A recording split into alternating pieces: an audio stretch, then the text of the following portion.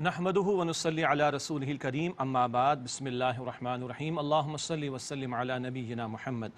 ناظرین کرام السلام علیکم ورحمۃ اللہ وبرکاتہ۔ اعوذ باللہ من الشیطان الرجیم بسم اللہ الرحمن الرحیم۔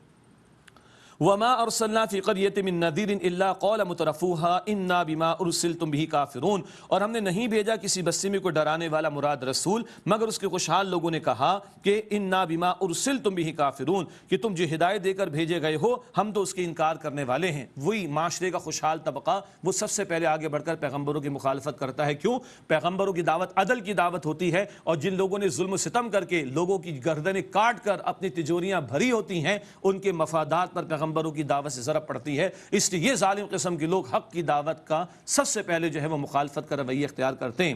وَقَالُوا نَحْنُ أَكْثَرُ أَمْوَالًا وَأَوْلَادًا، اور انہوں نے کہا کہ ہم مال اور اولاد میں زیادہ بڑھ کر ہیں۔ وَمَا نَحْنُ بِمُعَذَّبِينَ، اور ہم تو عذاب دیے جانے والے نہیں۔ یہ دنیا پرستوں کا قول ہے، وہ سمجھتے مال ہے، اولاد ہے، جائیداد ہے، اختیار ہے، اقتدار ہے، کرسی ہے، فیم ہے، پی آر ہے، تعلقات ہیں، تم بڑے اچھے ہیں۔ ایسا نہیں ہے بھائی، ایسا نہیں ہے۔ اللہ تو کہتے ہیں یہ سب امتحان کے لیے ہے۔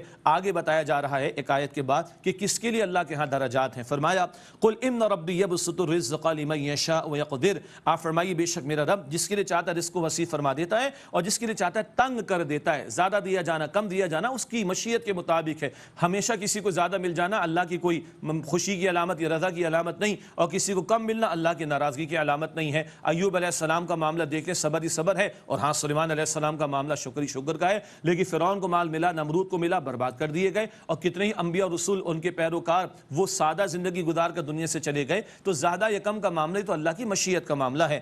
وَلَٰكِنَّ أَكْثَرَ النَّاسِ لَا يَعْلَمُونَ، لیکن اکثر لوگ علم نہیں رکھتے، سمجھتے نہیں ہیں۔ اب بتایا جا رہا ہے کہ کس بات سے اللہ کا قرب ملے گا۔ وَمَا أَمْوَالُكُمْ وَلَا أَوْلَادُكُمْ بِالَّتِي تُقَرِّبُكُمْ عِندَنَا زُلْفَىٰ، اور تمہارے مال و تمہاری اولاد ایسے نہیں جو تمہیں درجے میں ہمارے نزدیک کر دیں۔ إِلَّا مَنْ آمَنَ وَعَمِلَ صَالِحًا، مگر یہ کہ جو ایمان لایا اور جس نے نیک عمل کیا۔ فَأُولَٰئِكَ لَهُمْ جَزَاءُ الضِّعْفِ بِمَا عَمِلُوا، تو یہ لوگ ہیں کہ ان کے لیے دگنی جزا ہے اس کے بدلے جو انہوں نے عمل کیا۔ وَهُمْ فِي الْغُرُفَاتِ آمِنُونَ، اور وہ جنت کے بالا خانوں میں امن سے ہوں گے۔ سبحان اللہ۔ کیا مطلب؟ مال اور اولاد کی بنیاد پر کوئی درجہ نہیں، ایمان اور نیک عمل کی بنیاد پر درجہ ہے۔ ہاں مال حلال طریقے پر کمایا، اپنی ضروریات بھی پوری کی، راہ خدا میں بھی خرچ کیا تو مال ثواب کا باعث بن جائے گا۔ اولاد ہے تو اولاد کی اگر پرورش اچھے انداز سے کی، اس کی تربیت اچھے انداز سے کی، اس کو صدقہ جاریہ بنایا تو اولاد بھی درجات کی بلندی کا باعث بن جائے گی، انشاءاللہ صدقہ جاریہ بنے گی۔ لیکن اصل بات مال اولاد نہیں، اصل بات ایمان اور نیک اعمال ہیں۔ اس کی بنیاد پر اللہ کا کسی کا درجہ ہے بلند۔ قرآن نے فرمایا سورۃ الحجرات آیت نمبر 13 میں ان اکرمکم عند اللہ اتقاکم، بے شک اللہ کی نگاہوں میں تم میں سب سے بڑھ کر عزت والا وہ ہے جو سب سے بڑھ کر اللہ سبحانہ وتعالیٰ کا تقوی اختیار کرنے والا ہو۔ ان کو فرمایا کہ ان کے لیے دگنی جزا ہے اور جنت کے بالا خانوں میں امن سے ہوں گے۔ اللہم انا نسألک جنت الفردوس، اے اللہ ہم تو جس سے جنت الفردوس کا سوال کرتے ہیں۔ والذین یسعون فی آیاتنا معاجزین، اور جو لوگ ہماری آیات میں کوشش کرتے ہیں کہ ان کو ہرا دے، مراد ناکام کریں معاذ اللہ۔ اولئک فی العذاب محضرون، یہی لوگ عذاب میں حاضر کیے جائیں گے۔ قل ان ربی یبسط الرزق لمن یشاء من عبادہ ویقدر له، آپ فرما دیجئے میرا رب اپنے بندوں میں سے جس کے لیے چاہتا ہے رزق کو وسیع فرما دیتا ہے اور جس کے لیے چاہتا ہے تنگ کر دیتا ہے۔ وما انفقتم من شیء فهو یخلفہ، اور تم جو کچھ بھی خرچ کرو گے اس کا بدلہ عطا کیا جائے گا۔ وہو خیر الرازقین، اور وہ بہترین رزق عطا فرمانے والا ہے۔ خرچ ہر شے کا ہے، قرآن میں سورہ حدید میں ہم پڑھیں گے انشاءاللہ، جان ہو، مال ہو، وقت ہو، صلاحیت ہو، وسائل ہو، تعلقات، سب کو اللہ کے کلمے کی سربلندی کے لیے لگایا جائے۔ البتہ مال کا انفاق اکثر و بیشتر اس کے مواقع ہوتے ہیں۔ ماہ رمضان تو ویسے غمخواری ہمدردی کا مہینہ، خوب خرچ کرنا چاہیے جن کو بھی اللہ نے توفیق دی۔ نفل کا ثواب فرض کے برابر، فرض کا ثواب 70 فرضوں کے برابر۔ اور ایک بڑی پیاری بات، قدر کی رات میں 1000 بینوں سے افضل معاملہ ہے نا، تو قدر کی رات میں بھی خرچ کرے تو اور ملٹیپل ہو جائے گا اجر و ثواب۔ اللہ فرماتا ہے وہ بدلہ عطا ہوگا۔ وَهُوَ خَيْرُ الرَّازِقِينَ، اور اللہ بہترین رزق عطا فرمانے والا ہے۔ وَيَوْمَ يَحْشُرُهُمْ جَمِيعًا ثُمَّ يَقُولُ لِلْمَلَائِكَةِ أَهَٰؤُلَاءِ إِيَّاكُمْ كَانُوا يَعْبُدُونَ، اور جس دن جمع فرمائے گا اللہ ان سب کو، پھر فرشتوں سے فرمائے گا کیا یہ لوگ تمہاری پرستش کرتے تھے؟ قَالُوا سُبْحَانَكَ انت ولیجنا من دونہم، فرشتے کہیں گے اللہ تو پاک ہے ہر عیب سے، تو ہمارا کارساز ہے، نہ کہ یہ لوگ۔ بل کانوا یعبدون الجن، بلکہ جنات کی پرستش کرتے تھے۔ اللہ اکبر، یہ مشرکین نے جنات کو بھی خدا کی خدائی میں شامل کر ڈالا، اس کی الوہیت میں شامل کر ڈالا، اور فرشتے تو صاف انکار کریں گے اس بات کا، کہیں گے انت ولینا من دونہم، اے اللہ تو ہمارا کارساز ہے نہ کہ وہ، بل کانوا یعبدون الجن، بلکہ جنات کی پرستش کرتے تھے، اکثرہم بہم مؤمنون، ان میں سے اکثر ان جنات پر اعتقاد رکھتے تھے، اور جنات کا بھی سرغنہ شیطان اور شیطان کی پرستش استغفر اللہ یہ کرتی ہے ایک عظیم اکثریت، ذکر آئے گا سورہ یاسین میں پڑھیں گے انشاءاللہ تھوڑی دیر کے بعد۔ فَالْيَوْمَ لَا يَمْلِكُ بَعْضُكُمْ لِبَعْضٍ نَفْعًا وَلَا ضَرًّا، تو آج تم میں سے کوئی ایک دوسرے کے نہ نفع کا اختیار رکھتا ہے نہ نقصان کا۔ وَنَقُولُ لِلَّذِينَ ظَلَمُوا ذُوقُوا عَذَابَ النَّارِ الَّتِي كُنْتُمْ بِهَا تُكَذِّبُونَ، اور ہم ان لوگوں کو کہیں گے جنہوں نے ظلم یعنی شرک کیا کہ تم جہنم کے عذاب کا مزہ چکھو جس کو تم جھٹلاتے تھے۔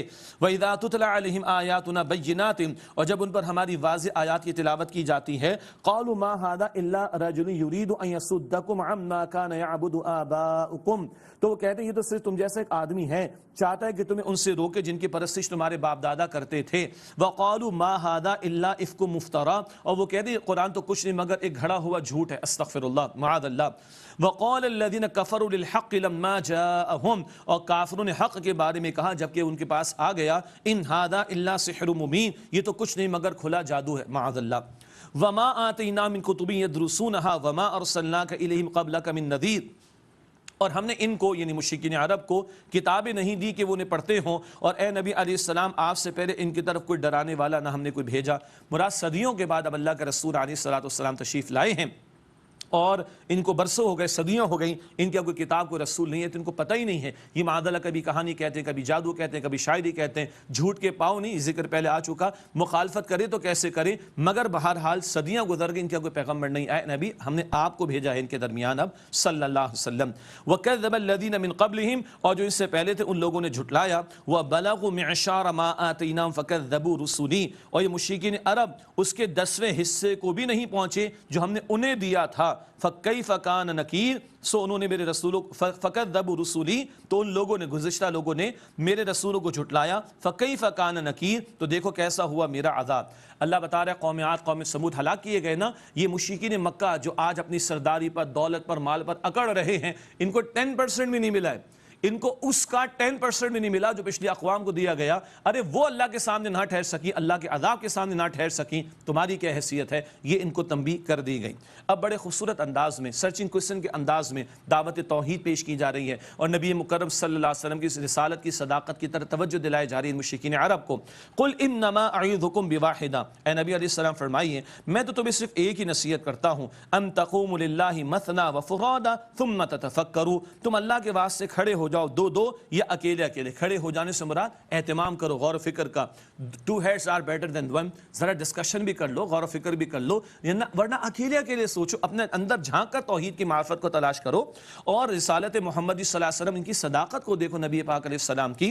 ثم تتفکروا، پھر تم غور و فکر کرو، ما بصاحبکم من جنہ، تمہارے صاحب صلی اللہ علیہ وسلم کو کوئی جنات کا معاملہ تو نہیں ہے، کوئی جنون کا معاملہ تو نہیں ہے کہ کسی نے معاذ اللہ تم کہتے ہو کہ آصیب کا معاملہ اور جنون کا معاملہ کچھ اور معاملہ، استغفر اللہ۔ ان کا کردار دیکھو، اللہ اکبر، صادق تم نے کہا، امین تم نے کہا، 40 برس کی گواہی موجود ہے۔ مجنون لوگوں کا ایسا کردار ہوتا ہے، ان کے پاس لوگ اپنے فیصلے کراتے ہیں، ان کے پاس لوگ اپنی امانتیں رکھواتے ہیں، ان کو صادق اور امین مانا جاتا ہے۔ کیسی بات تم کرتے ہو، ما بصاحبکم من جنہ، تمہارے صاحب کو ان ساتھی کو کوئی جنون نہیں ہے، ان ہوا الا نذیر لکم بین یدی عذاب شدید، وہ تو صرف سخت عذاب سے پہلے تمہیں ڈرانے والے ہیں۔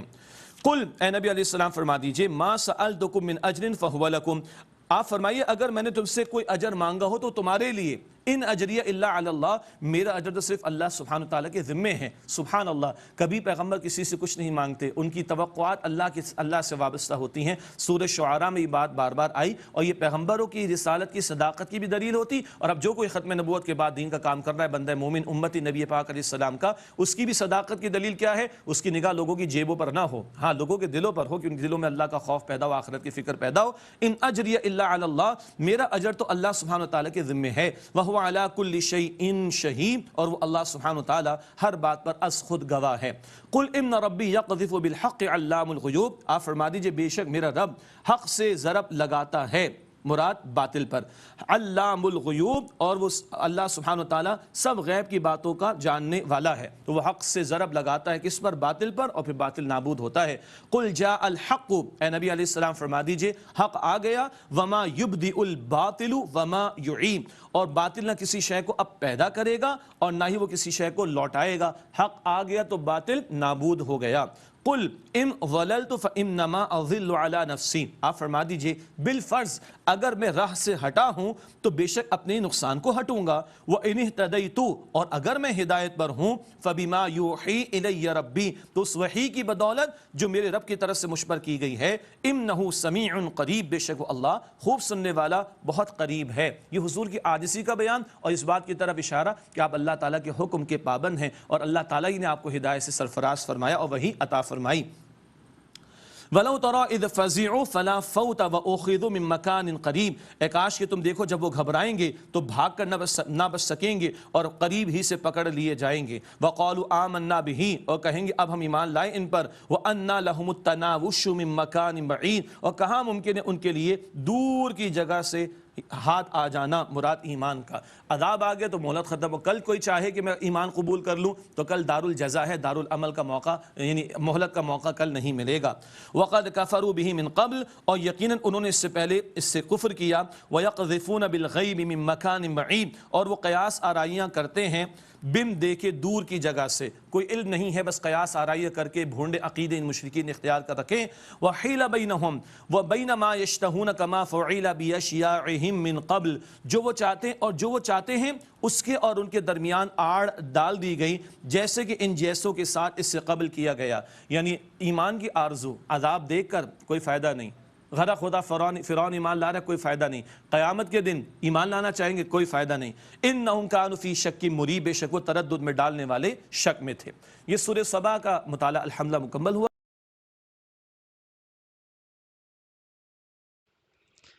صدق اللہ العظیم۔ صحیح بخاری حدیث نمبر 3340۔ حضرت ابو ہریرہ رضی اللہ تعالیٰ عنہ سے روایت ہے کہ حضرت محمد مصطفیٰ صلی اللہ علیہ وسلم ایک دعوت میں شریک تھے۔ آپ صلی اللہ علیہ وسلم کی خدمت میں دستی کا گوشت پیش کیا گیا جو آپ کو بہت پسند تھا۔ آپ نے اس دستی کی ہڈی کا گوشت دانتوں سے نکال کر کھایا، پھر فرمایا کہ میں قیامت کے دن لوگوں کا سردار ہوں گا۔ تمہیں معلوم ہے کہ اس طرح قیامت کے دن تمام مخلوق کو ایک میدان میں جمع کرے گا، اس طرح کہ دیکھنے والے سب کو سب ایک ساتھ دیکھ سکے گا۔ آواز دینے والے کی آواز ہر جگہ سنی جا سکے گی اور سورج قریب ہو جائے گا۔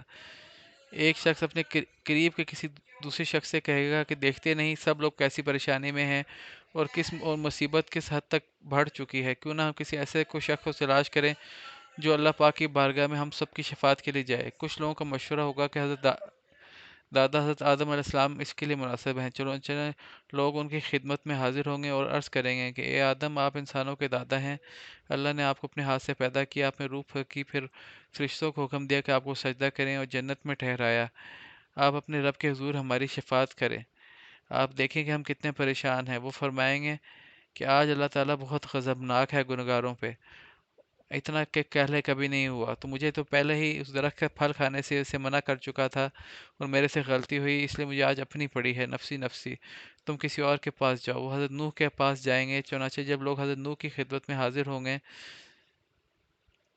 تو انہیں کہیں گے کہ اے نوح علیہ السلام، آپ آدم علیہ السلام کے بعد سب سے پہلے نبی ہیں، اللہ نے آپ کو عبد الشکور کہہ کر پکارا، آپ دیکھ سکتے ہیں ہم کتنے پریشان ہیں، آپ اپنے رب کے حضور ہماری شفاعت کریں۔ وہ بھی یہی جواب دیں گے کہ آج میرا رب بہت غضبناک ہے، اتنا غضبناک پہلے کبھی نہیں ہوا، مجھے تو خود اپنی فکر ہے، تم نبی کریم صلی اللہ علیہ وسلم کی حضرت محمد مصطفیٰ صلی اللہ علیہ وسلم کی خدمت میں جاؤ۔ چنانچہ وہ لوگ میرے پاس آئیں گے اور میں ان کی شفاعت کے لیے عرش کے نیچے سجدے میں گر پڑوں گا، پھر آواز آئے گی اے محمد سر اٹھاؤ اور شفاعت کرو، تمہاری شفاعت قبول کی جائے گی، مانگو تمہیں دیا جائے گا۔ اللہ تعالی ہمیں حضرت محمد مصطفیٰ صلی اللہ علیہ وسلم کی شفاعت عطا فرمائے۔